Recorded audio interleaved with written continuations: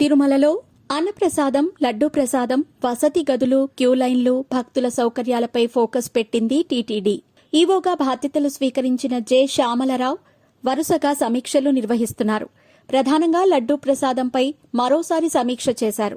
Port సిబ్బందితో సమావేశమయ్యారు. లడ్డూ తయారీ నుంచి కౌంటర్కు వెళ్లే వరకు పవర్ పాయింట్ ప్రెజెంటేషన్ ద్వారా అధికారులు ఈవోకు వివరించారు. మరి దీనికి సంబంధించిన పూర్తి వివరాలేంటో ఇప్పుడు తెలుసుకుందాం. తిరుమల శ్రీవారి లడ్డూ ప్రసాదంపై నాణ్యతపై ఫోకస్ పెట్టింది టీటీడీ.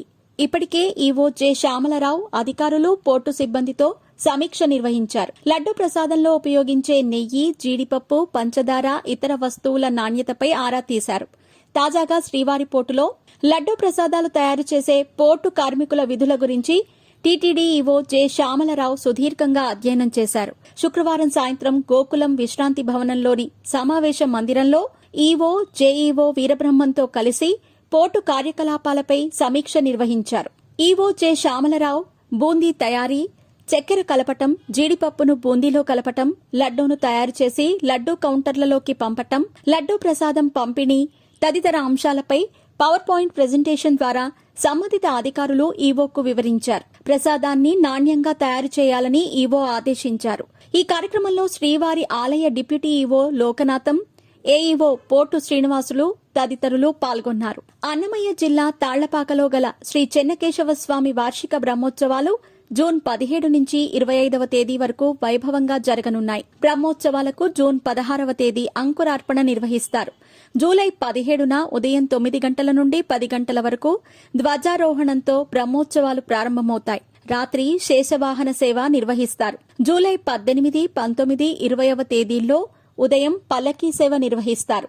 జూలై 18న రాత్రి హంసవాహనం, జూలై 19న రాత్రి సింహవాహనం, జూలై 20న రాత్రి హనుమంత వాహనం, జూలై 21న రాత్రి గరుడ వాహనంపై స్వామివారు భక్తులకు కనువిందు చేస్తారు. జూలై 22వ తేదీ సాయంత్రం 6 గంటలకు ఆర్జిత కళ్యాణోత్సవం జరగనుంది. గృహస్థులు అంటే ఇద్దరు 300 రూపాయలు చెల్లించి ఈ కళ్యాణోత్సవంలో పాల్గొనవచ్చు.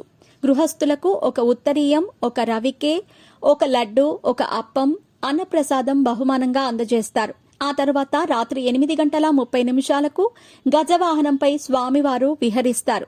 జూలై 23న సాయంత్రం 6 గంటలకు రథోత్సవం, జూలై 24న రాత్రి అశ్వవాహనం, జూలై 25న ఉదయం 9:30 గంటల నుండి 10 గంటల 15 నిమిషాల వరకు చక్రస్నానం నిర్వహిస్తారు.